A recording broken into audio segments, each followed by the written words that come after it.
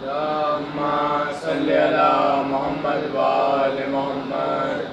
اعوذ باللہ السمیع العلیم من الشیطان اللعین الرجیم.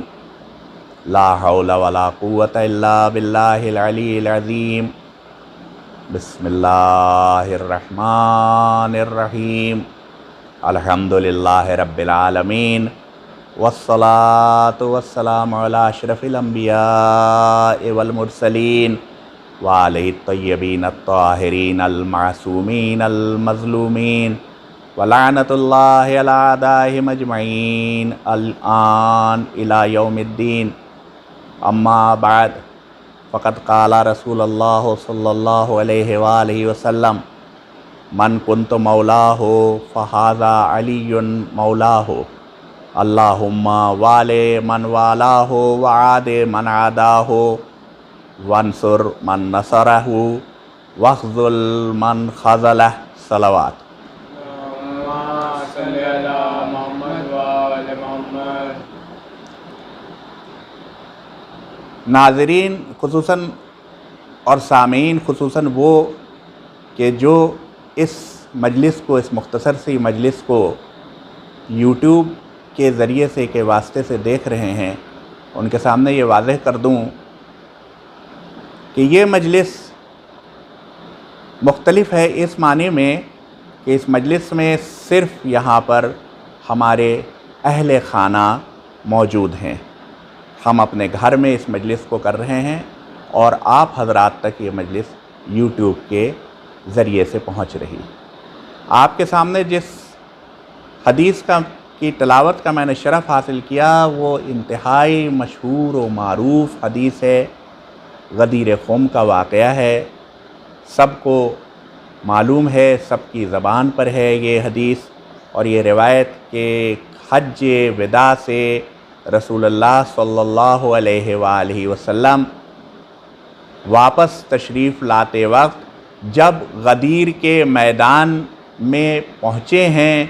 تو وہاں وہ سارے کے سارے جتنے لوگ ہیں، جتنے بھی صحابہ ساتھ ہیں، ان سب کو وہاں اکٹھا کرتے ہیں. اور اکٹھا کرنے کے بعد یہ اعلان کیا جاتا ہے کہ جو لوگ آگے چلے گئے ہیں وہ واپس لوٹ کے آئیں،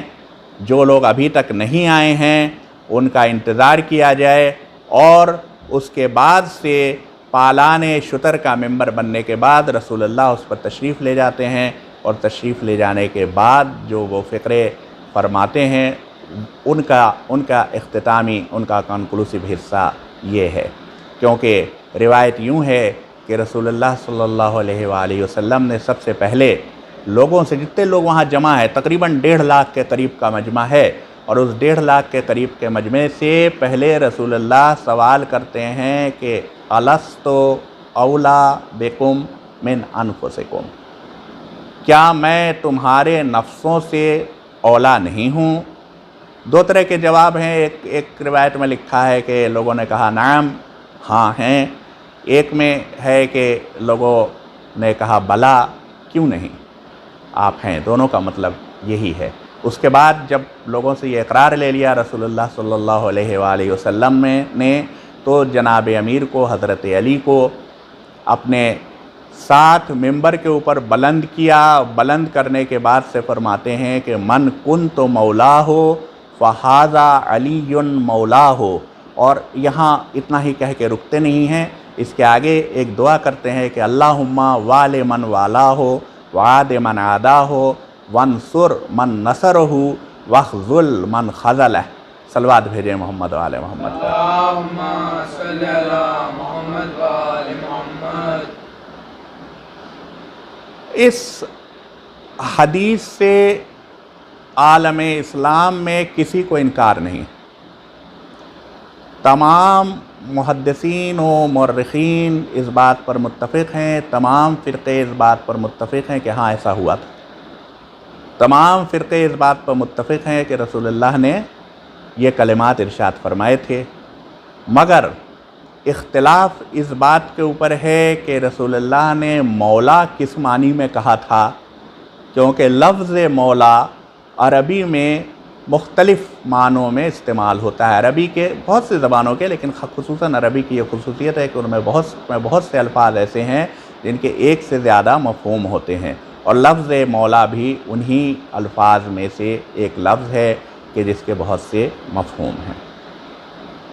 اب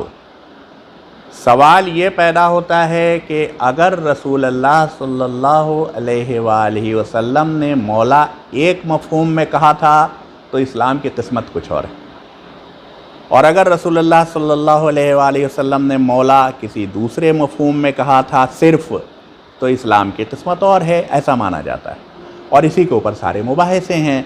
جو سواد اعظم ہے، جو اہل سنت حضرات کے بڑے علماء ہیں وہ سب، اور محدثین ہیں، وہ سب اس پر متفق ہیں، اور میں نے خاص کر کے جب اس کے اوپر ابھی مطالعہ کیا تو وہ یہ کہتے ہیں کہ ہاں رسول اللہ نے یہ کہا تو تھا، مگر انہوں نے اس وجہ سے کہا تھا کہ حضرت علی علیہ السلام جب تشریف لائے تھے حج سے ٹھیک پہلے، جس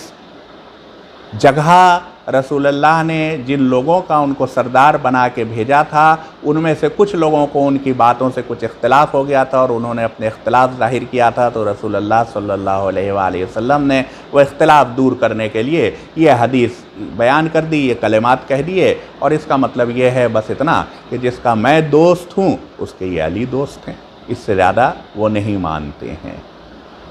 دوسری طرف ہمارے یہاں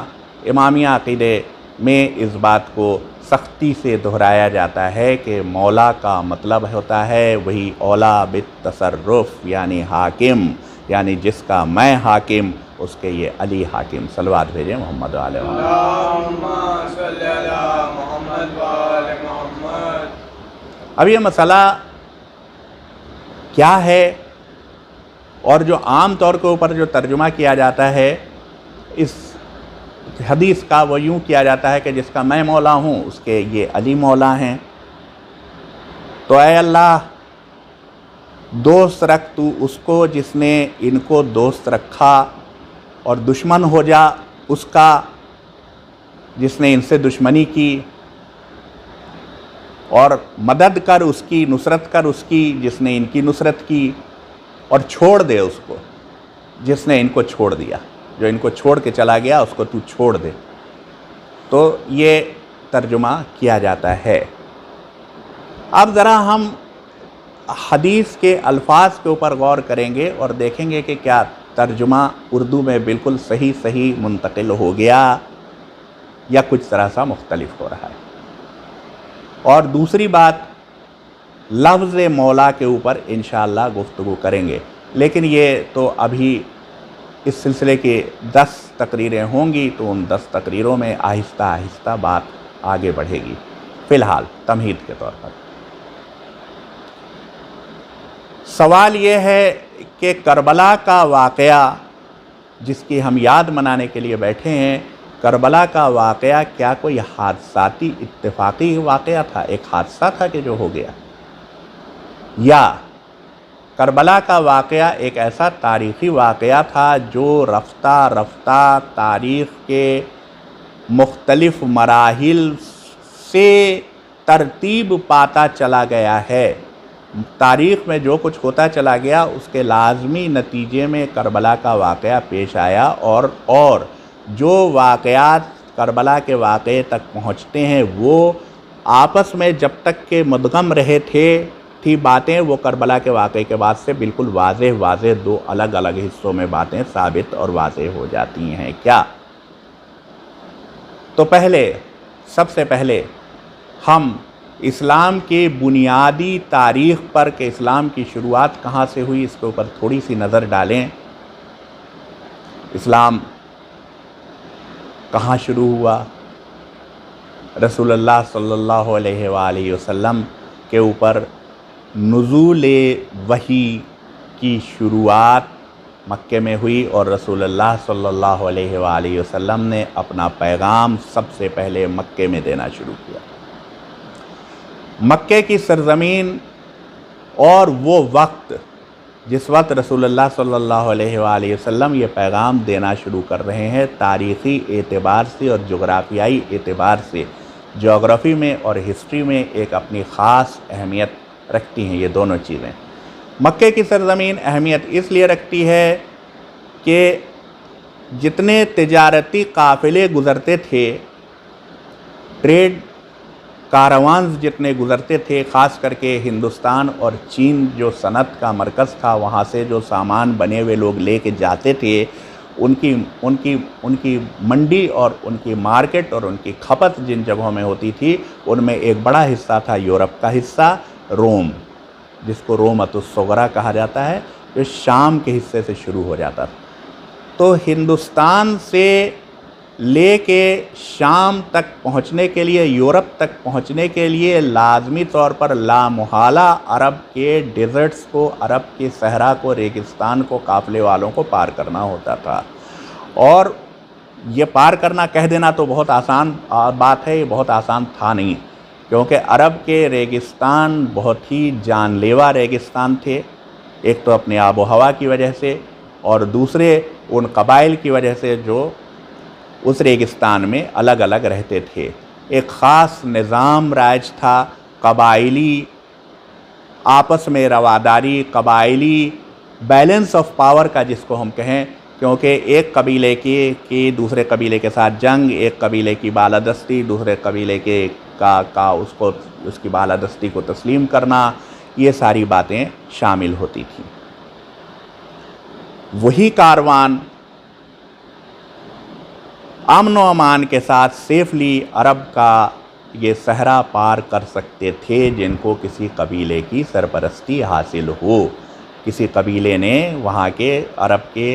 हिजाज़ के किसी कबीले ने, उनके साथ उनकी दोस्ती हो, उनका मुआहदा हो कि हाँ हम तुम्हें पार कराएंगे, तुम हमारे मेहमान हो, और बाकी कबाइल को ये मालूम हो कि ये फ़लाँ कबीले की सरपरस्ती में है, और तब वो कबीले उस कारवान के साथ मोतरिज़ नहीं होते थे, क्योंकि उन्हें खौफ होता था कि अगर इस कारवान के साथ उन्होंने कोई दुश्मनी की, इसके साथ लूटपाट की, तो इसका जो वली कबीला है, इसका जो सरपरस्त कबीला है, उससे उनकी जंग हो जाएगी।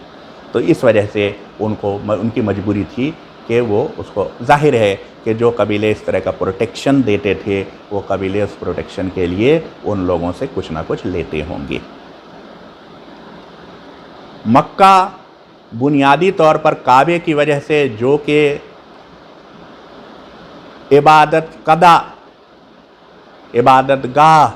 ज़माने कदीम से, जैसा कहा जाता है कि हज़रत इब्राहीम और हज़रत इस्माईल का तामीर करता था, उसके बाद कुछ दिनों तक वीरान रहा, उसके बाद से फिर हज़रत हाशिम ने इसको दोबारा, जब यमन से लोग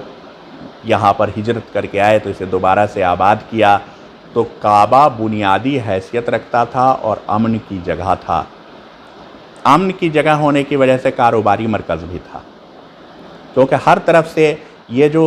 हुर्मत के महीने होते थे, ज़ुल्हिज्जा और मुहर्रम, तो इन हुर्मत के महीनों में सारे कबीलों के लोग वहाँ पर जमा होते थे, इस तरह से कि आपस में ये मुआहदा, एक तरह का अनरिटन कॉन्ट्रैक्ट मौजूद था। ये बात समझी जाती थी कि काबे के आसपास और मोहतरम महीनों में किसी को कत्ल नहीं किया जा सकता।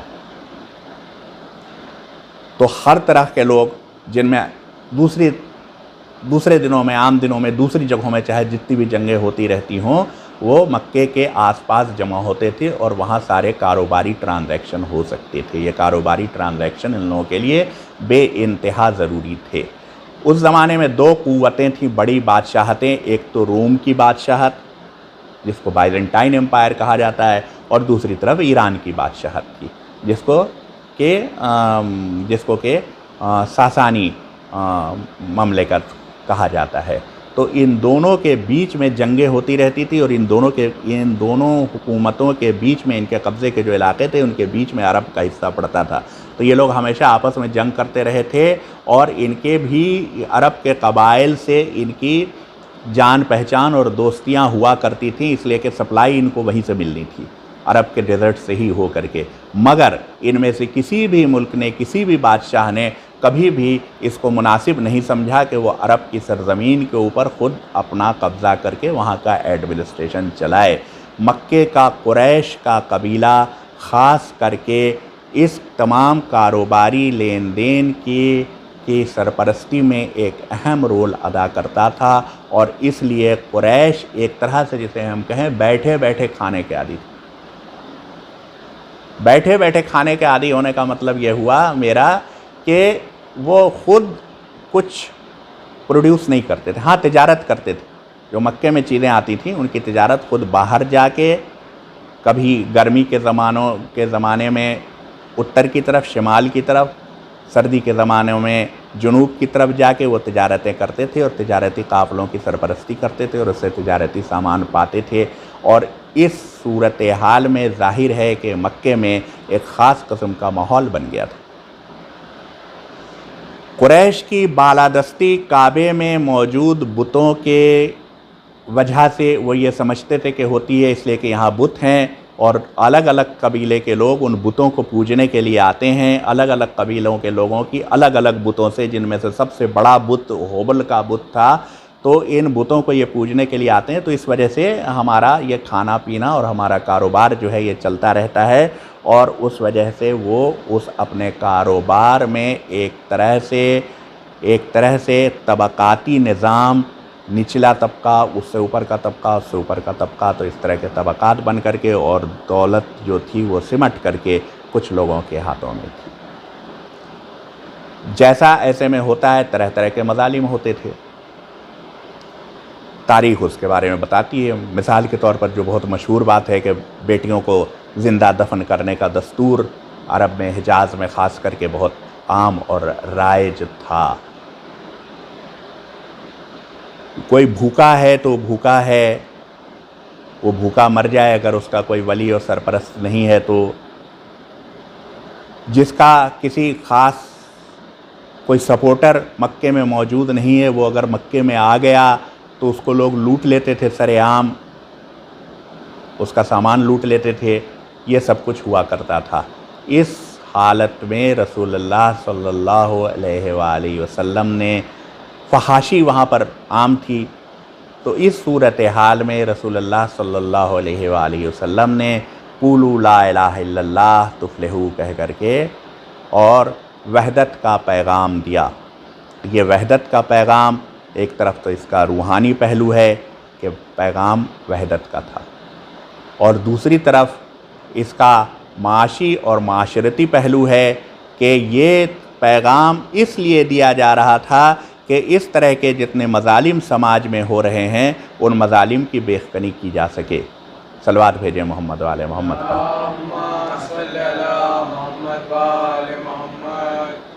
اچھا، رسول اللہ صلی اللہ علیہ وآلہ وسلم سے پہلے بھی اس میں سے چھوٹے چھوٹے سے کچھ چیزوں کو ریفارم کرنے کی کوششیں کی گئی تھی، جیسے حضرت عبد المطلب نے، جو دادا تھے رسول اللہ کے، انہوں نے فحاشی کے اڈے وہاں سے ہٹانے کی کوشش کی تھی، جیسے انہوں نے سود کو روکنے کی کوشش کی تھی کہ سود نہ لیا جائے، حالانکہ سود رکا نہیں، مگر ان کی بات میں وہ اثر نہیں آیا، کیونکہ حضرت عبد المطلب سوشل جو سماجی برائیاں تھیں ان کے بارے میں تو ان کو تو روکتے رہے، مگر انہوں نے کھل کے بت پرستی کی مخالفت نہیں کی۔ یہ کھل کے بت پرستی کی مخالفت کرنے کا وقت ابھی تک نہیں آیا تھا، وہ وقت آیا جب رسول اللہ نے قیام فرمایا اور انہوں نے سیدھا وار جو برائی کی جڑ تھی اس کے اوپر کیا، کیونکہ جو ان کے پاس جو پیغام تھا اس پیغام کے مطابق اس ساری برائی کی جڑ کعبے میں ہونے والی وہ بت پرستی تھی کہ جس سے یہ برائیاں پھیل رہی تھیں، لہذا انہوں نے سیدھے حبل لات منات کے عبادت کے اوپر انہوں نے ضرب لگائی، اور انہوں نے یہ کہا کہ ایک اللہ کے علاوہ کوئی دوسرا قابل پرستش نہیں ہے۔ صلوات بھیجیں محمد والے محمد۔ مزے کی بات یہ ہے کہ ایسا نہیں ہے کہ مکے والے اللہ کی عبادت نہیں کرتے تھے، وہ اللہ کی عبادت کرتے تھے، بلکہ وہ یہی مانتے تھے کہ اللہ ہی خالق ہے اور اللہ ہی خالق اکبر ہے اور اللہ ہی خدا ہے جس نے سب کچھ خلق کیا ہے، مگر وہ ساتھ ساتھ یہ مانتے تھے کہ یہ بت جن کے انہوں نے نام رکھ چھوڑے ہیں، ہوبل جو سب سے بڑا تھا، لات اور منات، مثلا لات اور منات کو یہ کہتے تھے کہ یہ اللہ کی بیٹیاں ہیں اور یہ ہماری سفارش اللہ سے کر دیا کرتے ہیں۔ جب ہم کو کوئی کام ہوتا ہے، جیسے یوں سمجھیں کہ جب کوئی ضرورت پڑی تو اگر کوئی چیز مانگنی ہے، کوئی منت کی طرح سے کچھ مانگنا ہے تو وہ لات و منات کے پاس جا کر کے اور اس سے مانگا کرتے تھے کہ اللہ تو دور ہے، اوپر ہے، تو ہم لات و منات سے مانگیں وہ ہماری بات اللہ تک پہنچا دیں گے اور اس سے ہمارا یہ کام بن جائے گا۔ اور یہ صورتحال تھی۔ تو اس صورتحال کی مخالفت رسول اللہ صلی اللہ علیہ وآلہ وسلم نے سماجی برائیوں کی مخالفت سے پہلے بت پرستی کی مخالفت سے کی، اور خود تب جب انہوں نے اس کی مخالفت بت پرستی کی مخالفت سے کی تو وہ قبائل اور وہ لوگ کہ جو یہ سمجھتے تھے کہ اسی بت پرستی کی وجہ سے ان کے پاس ان کی بالادستی ہے، اسی کی وجہ سے سارے عرب میں ان کی عزت ہوتی ہے، کیونکہ وہ اس کے کسٹوڈین سمجھے جاتے ہیں، اس کے متولی سمجھے جاتے ہیں، تو ان کی ساری عزت اس وجہ سے ہوتی ہے۔ جب وہ یہ سمجھتے تھے تو ان کو اس بات کا خوف محسوس ہوا کہ یہ تو سب گیا ہمارے ہاتھ سے، اگر ایسا ہوا تو کوئی آئے گا ہی نہیں کعبے میں، کوئی آئے گا ہی نہیں، تو بزنس نہیں ہوگا تو ہم کھائیں گے کیا وغیرہ وغیرہ، جس کا قرآن میں خاص صاف طور کے اوپر ذکر ہے۔ تو لہٰذا جن لوگوں نے مخالفتیں شروع کیں وہ مکے کے وہی خاص لوگ تھے، اور ظاہر ہے کہ رشتہ داری کے طور کے اوپر چونکہ رسول اللہ صلی اللہ علیہ وآلہ وسلم خود قریش کے قبیلے سے تعلق رکھتے تھے، تو یہ سارے لوگ رسول اللہ کے رشتہ دار تھے، جن میں سے ایک ابو لہب تو ان کا سگا چچا تھا، دوسرے مثلاً ابو سفیان جنہوں نے اس وقت بہت زیادہ مخالفت رسول اللہ صلی اللہ علیہ وسلم کی اور آخر تک کی، جب تک فتح مکہ نہیں ہوا تب تک مخالفت کرتے رہے یہ لوگ۔ تو یہ بنو امیہ سے تھے، اور بنو امیہ بنی ہاشم کی کولیٹرل برانچ تھی، یعنی کزنز تھے دونوں ایک طرح سے، تو وہ بھی اس رشتے کے حساب سے خونی طور کے اوپر جینیٹیکلی رسول اللہ کے رشتہ دار ہوتے تھے، رسول اللہ سے ان کی رشتہ داریاں تھیں۔ مگر جب کہ عرب میں یہ دستور تھا کہ رشتہ داریوں کو سب سے زیادہ پرائرٹی دی جاتی تھی اوپر، اور اگر ایک رشتہ دار کے ساتھ کچھ ہو جائے تو دوسرا رشتہ دار ضرور اس کی مدد کرتا تھا۔ یہ لوگ خود رسول اللہ صلی اللہ علیہ وآلہ وسلم کے دشمن ہوئے اور ان کی مخالفت پر کمر بستہ رہے ساری رشتہ داریوں کے باوجود۔ رسول اللہ اپنا پیغام دیتے رہے، یہاں تک کہ مدینے سے اوس اور خزرج کے لوگ مکے آئے، جو ہمیشہ حج میں آتے تھے۔ جب حج میں وہ آئے تو لوگوں نے ان سے کہا کہ تم کعبے کی طرف جا تو رہے ہو مگر ذرا کانوں میں روئیاں ڈال جانا، اپنے روئی ڈال کے کان بند کر کے جانا۔ انہوں نے پوچھا کیوں؟ کہا کہ اس لیے کہ وہ عبداللہ کے بیٹے محمد جو ہیں وہ پتہ نہیں وہاں بیٹھ کے کیا کیا بولا کرتے ہیں، اور ان کی بات میں جادو ہے، جو سن لیتا ہے وہ ان کی بات ماننے لگ جاتا ہے، تو وہ تم ان کی بات نہ سن سکو، اس لیے ان کان میں روئی ڈال کے جانا۔ یہ لوگ کان میں روئی ڈال کے گئے، ان میں سے ایک صاحب کو خیال آیا کہ یہ کیا بے وقوفی ہے کہ ہم سن بھی نہیں رہے ہیں کہ وہ کیا کہہ رہے ہیں۔ انہوں نے روئی نکال دی، اور جب رسول اللہ صلی اللہ علیہ وسلم کی باتیں سنی تو ان کو وہ باتیں پسند آئیں، اور پھر انہوں نے ان کے پاس بیٹھ کے ان سے الگ سے بات کی۔ وہ لوگ واپس گئے، واپس جانے کے بعد چونکہ مدینے میں خود دو قبائل تھے جن میں آپس میں جنگ ہوتی رہتی تھی، تو انہوں نے سوچا کہ اس جنگ کو صلح میں بدلنے کے لیے، اس جنگ کا خاتمہ کرانے کے لیے ان سے حضرت محمد ابن عبداللہ جو اس وقت کہلاتے تھے محمد رسول اللہ صلی اللہ علیہ وآلہ وسلم کی اگر مدد لی جائے تو یہ اس مسئلے کو سلجھانے میں مدد کریں گے اور ان کو مدینے بلایا جائے۔ مخالفتیں بڑھیں، ہجرت ہوئی، ہجرت کے بعد سے جنگیں ہوئیں، تو یہ سارے حالات دھیرے دھیرے بعد میں ہم لوگ اس کے اوپر انشاءاللہ آگے اور گفتگو کریں گے کہ یہ حالات بدلتے بدلتے یہاں تک پہنچے کہ وہی لوگ کہ جو رسول اللہ کی مخالفت کر رہے تھے فتح مکہ کے بعد آہستہ آہستہ اسلام جو ایک اسٹیٹ بن چکا تھا اب اس کے پاور کے اوپر قابض ہوئے، اور قابض ہونے کے بعد انہوں نے خود رسول اللہ صلی اللہ علیہ وآلہ وسلم کے پیغام کو، جس سے ان کو اب بھی خطرہ موجود تھا اس وجہ سے کہ یہ ان کی بالادستی کو نہیں چلنے دیتا، اس کو روکنے کے لیے انہوں نے سوچا کہ جو نمائندگی رسول اللہ صلی اللہ علیہ وآلہ وسلم کے چھوٹے نواسے اس وقت کر رہے ہیں ان سے ہی بیعت لی جائے، اور یہاں تک کہ کربلا کا واقعہ رونما ہوا۔ اب ظاہر ہے کہ ایسا رسول اللہ صلی اللہ علیہ وآلہ وسلم کی جب آنکھیں بند ہوئی ہیں، جب ان کی رحلت ہوئی، تو ان کی رحلت کے بعد سے پیغام جو اس وقت صرف ایک الہی پیغام، یعنی صرف ایک مذہبی، ایک رسمی مذہب کے بجائے ایک اسٹیٹ بن چکا تھا، ایک ملک بن چکا تھا، ایک نظام بن چکا تھا، ایک سسٹم بن چکا تھا۔ اس سسٹم کی باغ ڈور اب آخر کہاں جائے گی، کس کے ہاتھ میں؟ ظاہر ہے کہ رسول اللہ صلی اللہ علیہ وآلہ وسلم کی حیات طیبہ بھی، ظاہری حیات طیبہ بھی محدود تھی، ویسے ہی جیسے ہر انسان کی محدود ہوتی ہے، اور قرآن میں اس کے لیے واضح آیت موجود تھی کہ اگر محمد رسول کے علاوہ کچھ نہیں ہیں، تو اگر محمد مر گئے یا مار ڈالے گئے تو کیا تم لوگ الٹے پیروں پھر جاؤ گے؟ تو یہ اس بات کا انڈیکیشن موجود تھا۔ اب اگر ایسے میں ایک ایسے سردار نے کہ جس نے ایک پیغام کو، ایک چھوٹے سے انقلاب کو ایک معمولی سے منزل سے اٹھا کے اس جگہ تک پہنچا دیا ہے کہ اب سارے عرب میں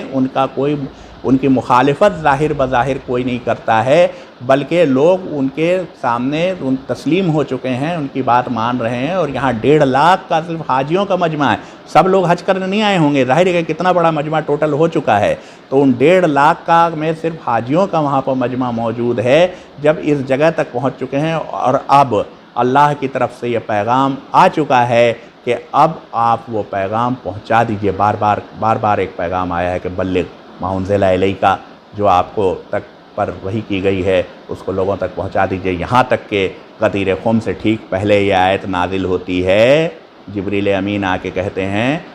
کہ جو آپ تک پہنچایا گیا ہے، جو ہے اس کو پہنچا دیجئے، جو آپ پر نازل کی گئی ہے جو آیت، اس کو پہنچا دیجئے لوگوں تک، اور لوگوں سے ڈریے مت، اللہ آپ کی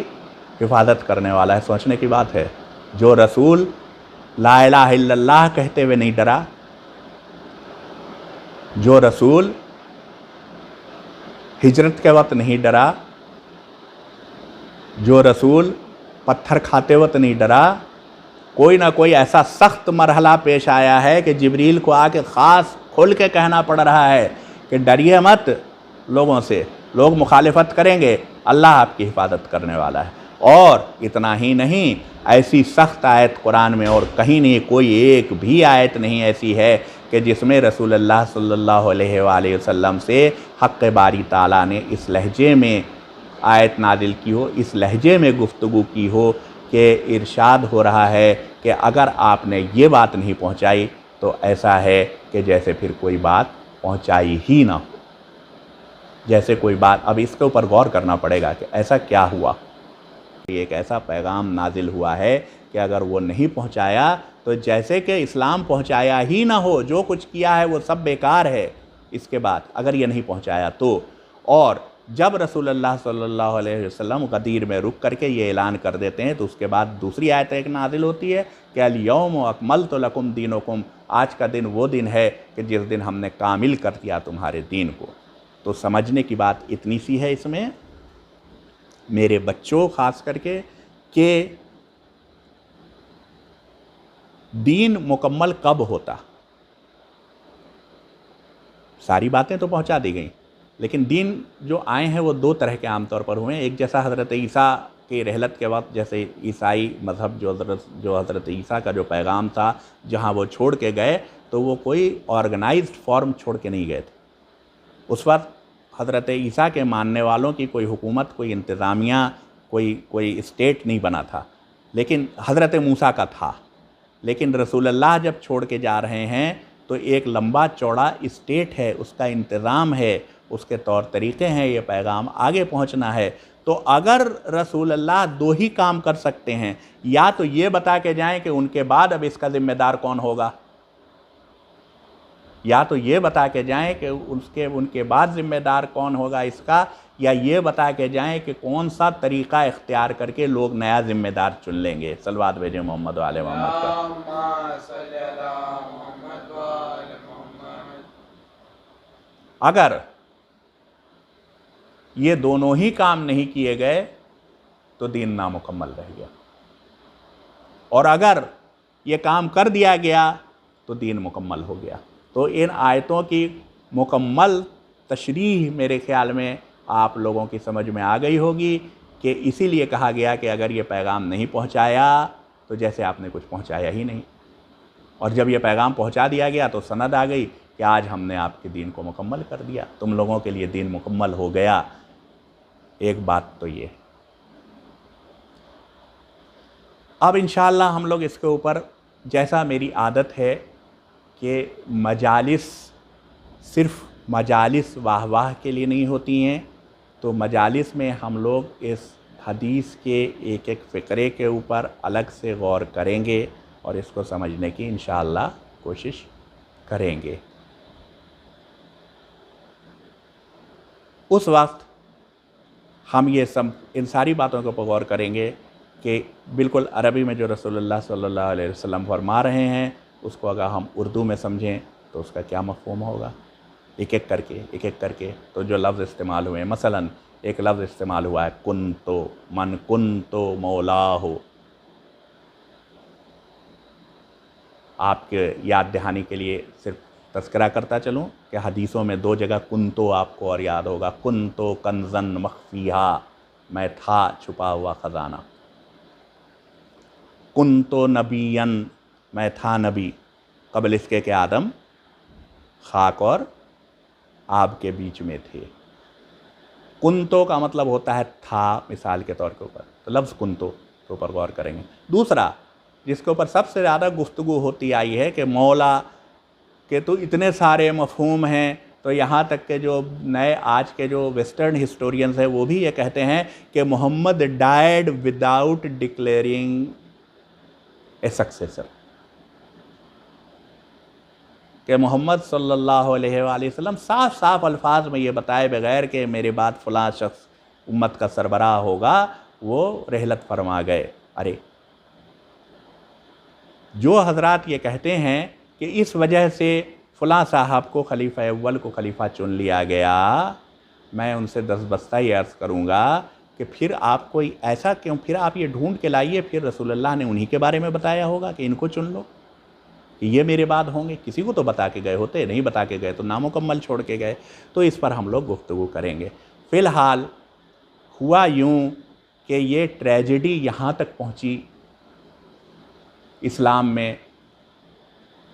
ایک نئے قسم کا ایک خود ساختہ طریقہ اختیار کرنے کی کہ آہستہ آہستہ دین محمد رہ ہی نہیں گیا۔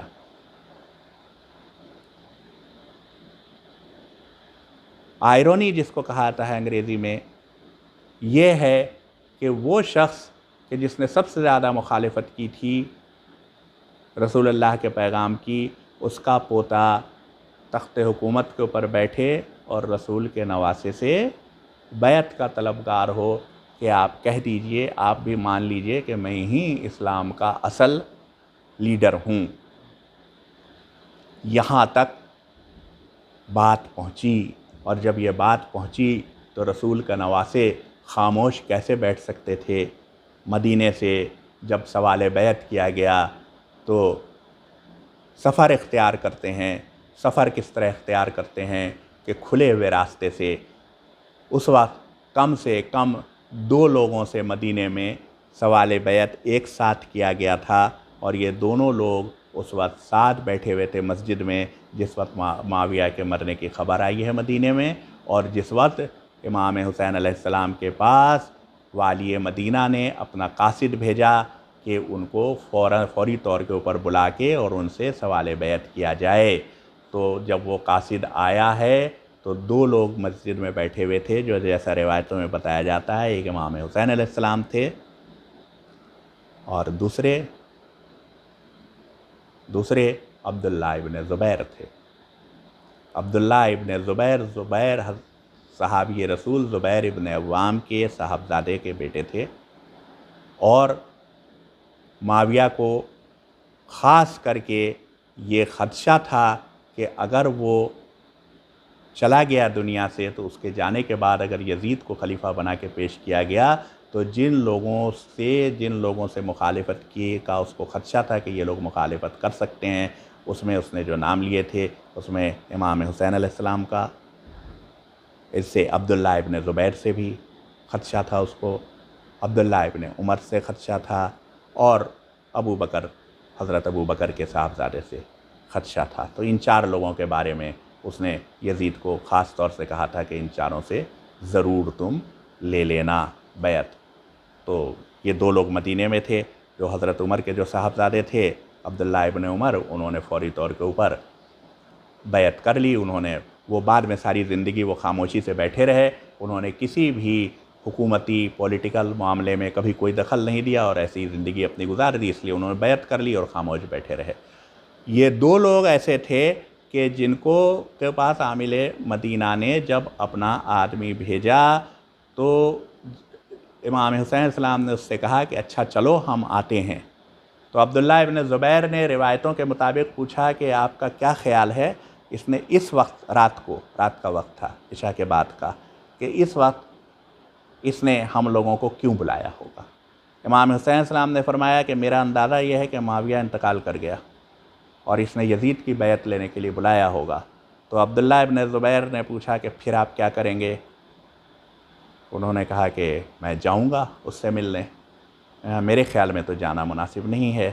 تو عبداللہ ابن زبیر تو نہیں گئے، امام حسین علیہ السلام اپنے گھر تشریف لائے محلہ بنی ہاشم میں، بنی ہاشم کے کچھ لوگوں کو ساتھ لیا اور ساتھ لے کر کے جب دارالامارہ پر پہنچے تو انہوں نے سارے ساتھیوں کو روک دیا۔ بہت مشہور روایت ہے، سب لوگ جانتے ہیں کہ حضرت ابوالفضل العباس کی سرداری میں یہ سارے جوان باہر کھڑے رہے اور امام حسین علیہ السلام نے کہا کہ تم اندر ہرگز مت آنا جب تک میری آواز بلند نہ ہو جائے، اگر میں زور سے بولوں میری آواز تم سنو تو تم کسی کے روکنے کی پرواہ کیے بغیر اندر آ جانا۔ جب امام حسین علیہ السلام اندر تشریف لائے تو ولید تھا عامل مدینہ، اس نے امام حسین علیہ السلام کو جب سب سے پہلے امام حسین علیہ السلام نے دیکھا کہ اس کے ساتھ مروان بیٹھا ہے، اور مروان اور ولید میں پٹتی نہیں تھی، آخر تک نہیں پٹی، دونوں میں آپس میں چپکلش رہتی تھی۔ تو امام حسین علیہ السلام نے دونوں کو ساتھ دیکھ کے مسکرائے اور انہوں نے کہا کہ صلہ رحمی قطع رحمی سے بہتر ہے، یعنی رشتہ داروں کا مل بیٹھنا آپس میں جھگڑا کرتے رہنے سے بہتر ہے۔ وہ دونوں بھی آپس میں رشتہ دار تھے، اس لیے انہوں نے کہا۔ اس کے بعد سے ولید نے ان سے کہا کہ آپ تشریف رکھیے، کرسی پیش کی، اور اس کے بعد کہا کہ خبر یہ آئی ہے کہ معاویہ نے انتقال کیا۔ امام حسین علیہ السلام نے فرمایا انا للہ و انا الیہ راجعون، جو کسی کے انتقال کی خبر سن کے کہا جاتا ہے کہ بے شک ہم اللہ کی طرف سے ہیں اور اللہ ہی کی طرف ہمیں لوٹ جانا ہے۔ ولید نے کہا کہ یزید کو خلیفہ منتخب کیا گیا ہے، اب یہ منتخب کیا گیا ہے، اس کے اوپر انشاءاللہ آگے گفتگو ہوگی کہ یزید کو خلیفہ کس طرح منتخب کیا گیا تھا۔ یزید کو خلیفہ منتخب کیا گیا ہے تو یزید کا یہ پیغام ہے کہ آپ بھی اس کی بیعت کر لیں، سب نے بیعت کر لی ہے، آپ بھی بیعت کر لیں۔ امام حسین علیہ السلام نے فرمایا کہ یہ ایسا مسئلہ ہے کہ تم بھی نہیں چاہو گے کہ میں یہاں خاموشی سے اندھیرے میں بیعت کر کے چلا جاؤں اور کسی کو خبر نہ ہو، اور میں بھی چاہتا ہوں کہ سب کے سامنے تمہیں جواب دوں، تو کل مسجد میں نماز کے بعد تم مجھ سے یہی سوال کرنا اور میں انشاءاللہ تمہیں جواب دوں گا۔ ولید نے کہا ہاں ٹھیک ہے، بہتر۔ مروان جو بہت زیادہ چالاک بھی تھا اور بہت خاص دشمن ہمیشہ سے رہا ہے، اس کی تاریخ الگ سے موقع ملا تو مروان کا بھی انٹروڈکشن کہ وہ کون تھا اور اس کے کیا کیا اس کے حالات رہے تھے، اس کے اوپر بھی گفتگو انشاءاللہ کی جائے گی۔ تو مروان نے کہا کہ اگر خبردار ولید ابھی ان کو جانے مت دینا، اگر ابھی یا تو بیعت لو یا ان کا ابھی سر کاٹ لو، ورنہ پھر یہ ملیں گے نہیں، پھر یہ تمہارے ہتھے نہیں چڑھیں گے۔ ابھی تو یہ یہاں اکیلے آ گئے، مدینے میں دوبارہ تم ان کا کچھ نہیں کر پاؤ گے، نہ ان سے تم بیعت لے پاؤ گے۔ تو امام حسین علیہ السلام روایتوں میں ہے کہ تب طیش میں آئے، غصے میں آ گئے، اور وہ کھڑے ہوئے، وہ کھڑے ہو کے انہوں نے کہا کہ تیری بہت زور سے کہا کہ تیری یہ مجال کہ میرا سر کاٹے یا مجھ سے زبردستی بیعت لے۔ آواز بلند ہو گئی اور حضرت ابوالفضل العباس کی سرکردگی میں، جن کے ہاتھ میں کھلی ہوئی تلوار تھی، سارے بنی ہاشم دارالامارہ میں داخل ہو گئے۔ دارالامارہ میں داخل ہوئے تو اب ان لوگوں کی ہمت نہیں رہ گئی کہ امام حسین اسلام سے معترض ہوتے۔ امام حسین باہر تشریف لائے، تشریف لا کے اس کے بعد اپنے ساتھیوں کے جھرمٹ میں اپنے گھر آئے۔ گھر آنے کے بعد روایتوں میں ہے کہ نانا کی قبر کے اوپر گئے، اماں کی قبر کے اوپر گئے اور وہاں سے واپس آئے، اور واپس آنے کے بعد رات انہوں نے گھر میں گزاری، جبکہ عبداللہ ابن زبیر راتوں رات ایک غیر معروف مطلب اس راستے سے کہ جو عام طور کے اوپر راستہ نہیں تھا مدینے سے مکے جانے کا، وہاں سے مدینے سے مکے چھپتے چھپاتے نکل گئے۔ امام حسین اسلام نے صبح تک توقف کیا، لوگوں سے باتیں کیں، سب لوگوں نے مشورہ دیا کہ آپ مدینہ چھوڑ کے تشریف نہ لے جائیں، لیکن حسین نے اپنے ساتھیوں کو جمع کیا اور عجیب انداز سے جمع کیا کہ جس کو علامہ اقبال نے بھی لکھا ہے، اور ہم نے پڑھا کہ انگریز ہسٹورینز جس بات کو لکھتے ہیں، یورپین ہسٹورینز لکھتے ہیں کہ اگر ہم دیکھیں تو ایک کاروان ہے، ایک چھوٹا سا کاروان کہ جو چلا جا رہا ہے، جس میں بچے ہیں، جس میں عورتیں ہیں، جس میں بوڑھے لوگ ہیں۔ کوئی بھی دیکھنے والا دیکھ کے کہہ سکتا ہے کہ یہ کہیں جنگ کرنے نہیں جا رہے ہیں، یہ تو کسی امن کے پیغام پر ہی جا رہے ہوں گے۔ حسین چلے، بہن زینب کو ساتھ لیا، بچوں کو ساتھ لیا، یہاں تک کہ 6 مہینے کے علی اصغر کو ساتھ لیا۔ روایتیں کہتی ہیں کہ علی اصغر اپنی بہن صغرا سے بہت ہلے ملے ہوئے تھے اور ان کی ہی گود میں تھے اس وقت، وہ کسی طرح چھوڑ کے جانے تیار نہیں تھے۔ بی بی صغرا کی بھی یہ درخواست تھی کہ بابا بھیا کو رہنے دیجئے، میں مدینے میں دودھ پلانے والی عورتوں سے دودھ پلوا لوں گی اس کو۔ امام حسین نے کہا کہ نہیں، ان کو بھی لے جانا چاہتا ہوں۔ انہوں نے کہا کہ ٹھیک ہے، اگر یہ خود سے کسی کی گود میں چلے جائیں تو لے لیجئے۔ لوگ جاتے تھے، ہاتھ بڑھاتے تھے، اصغر دیکھتے تھے، واپس گھوم کے بہن کی گردن سے لپٹ جاتے تھے۔ روایت کہتی ہے کہ حسین آگے بڑھے، جھکے، چھوٹے سے بچے کے کان میں جس کی عمر اس وقت 3 مہینہ رہی ہوگی، جھک کے کچھ کہا، ہاتھ پھیلایا، اور اصغر ہمک کے باپ کی آغوش میں آ گئے۔ پتہ نہیں حسین نے اصغر سے کیا کہا تھا، یہ تو نہیں پتا، ہاں یہ پتا ہے کہ روز عاشوراء جب کوئی نہیں بچا تھا تو ایک بار پھر اصغر ہمک کے گہوارے سے حسین کی آغوش میں آئے تھے۔ اب جو آئے تھے تو واپس آنے کے لیے نہیں، بلکہ کربلا کی گرم ریت پر سو جانے کو۔ انا للہ و انا الیہ راجعون۔ سیعلم الذین ظلموا ای منقلب ینقلبون۔